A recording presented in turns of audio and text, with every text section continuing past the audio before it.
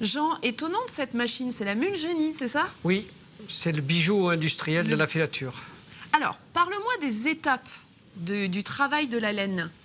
Oui, alors nous sommes dans un bâtiment industriel avec à chaque étage une fonction précise. Au rez-de-chaussée, il y a donc la roue du moulin et puis il y a les premières machines qui servent à démêler la laine quand elle a été lavée. Ça s'appelle le battage de la laine, avec ces deux machines qu'on appelle le batteur et le loup-batteur, parce qu'on dit que ça évoque le collier qu'on mettait au cou des chiens pour se protéger des loups. Avec des pics. Avec des pics. D'accord. Voilà. Il y a deux batteurs, un batteur avec des pics de 33 cm de long et puis un batteur avec des pointes plus fines de 3 cm. Ça, c'est la première étape, le démêlage de la laine, le battage. Ensuite, au premier étage de la filature, il y a le cardage de la laine. Le cardage, c'est le passage de la laine à travers des cylindres de bois munis de milliers de petites pointes d'acier qu'on appelle des piots et qui servent à étirer la laine. La laine passe à travers une première carde mécanique qui s'appelle une carde nappeuse parce qu'elle donne une nappe. Et la nappe, d'accord. Oui, les fibres de laine sont parallélisées et ça donne une nappe.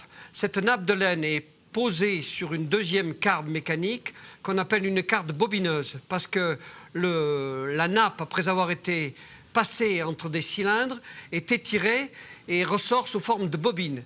Et donc la deuxième carde, c'est la carde bobineuse et la laine qui vient de cette carde est ensuite portée vers la troisième carde qu'on appelle la carde fileuse, qui sert encore à étirer le fil.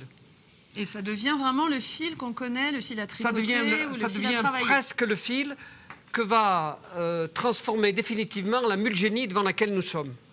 C'est-à-dire que ce sont des brins de laine qui restent à étirer et à retordre pour que ça donne vraiment du fil. Tu peux m'expliquer comment on colorait la laine? Ah oui. Une des particularités de la laine, c'est qu'on peut la teindre à toutes les étapes. On peut teindre la laine lorsqu'elle est en bourre, lorsqu'elle est en nappe, lorsqu'elle est en fil ou lorsqu'elle est même transformée en tissu. Alors autrefois, on teignait la laine avec des produits naturels. Par exemple, la fleur de genêt. Il y a une variété de genêt qu'on appelle le genêt des teinturiers. Ah, c'était des fleurs, c'est C'était des fleurs pour le jaune. Oui. Alors donc ça, cette machine, c'est la mule génie, impressionnante. Oui. Cette machine remplace le travail de 120 fileuses à la main. Quand on l'a inventée en Angleterre, il y a un mouvement qui s'appelait les Luddites, qui consistait à casser les machines. Parce que les femmes s'étaient rendues compte, dans les années 1800, qu'en Angleterre, en inventant cette machine, on supprimait le travail des fileuses à la main, à la quenouille. Elle les cassait donc. Elle les cassait. Elles sont diaboliques, ces femmes. C'était pour une bonne raison. Bah, merci Jean de m'avoir conté l'histoire de la laine dans ta belle région, en Lozère.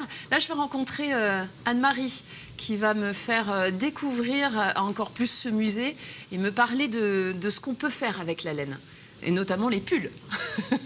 En tout cas, merci à toi. Mais merci Jean. J'y vais. À bientôt. À bientôt.